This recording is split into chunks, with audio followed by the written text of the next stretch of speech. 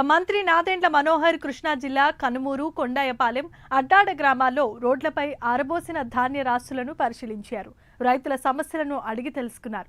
రైతులు ధాన్యాన్ని తక్కువ రేటుకు అమ్ముకోవద్దని, ప్రభుత్వం అందించే గిట్టుబాటు ధరనే పొందాల్సిందిగా సూచించారు.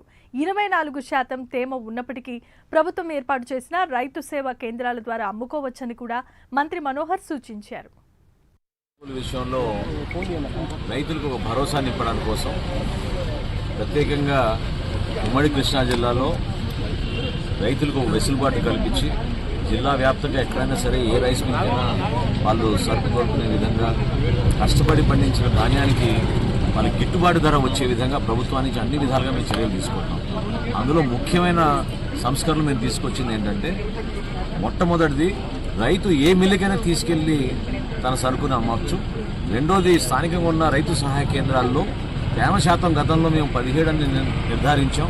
కానీ తుఫాను వస్తున్న కారణంగా ఒక అలజడి వాతావరణం సృష్టించారు కాబట్టి ఖచ్చితంగా 24-25% వరకు తేమ శాతం ఉన్నా కూడా కేవలం 5 కిలోల తరుగుతోటి రైతుల దగ్గర నుంచి ధాన్యం కొనుగోలు చేయమని అధికారులందరూ కూడా ఇన్స్ట్రక్షన్స్ ఇవ్వడం జరిగింది. మిల్లర్లకు కూడా బ్యాంక్ గ్యారంటీలు చాలామంది కట్టలేదు. వాళ్ళకు కూడా వెసులుబాటు కల్పించి 1:2 రేషియో చొప్పున మిల్లర్లు కూడా అవకాశం కల్పించాం.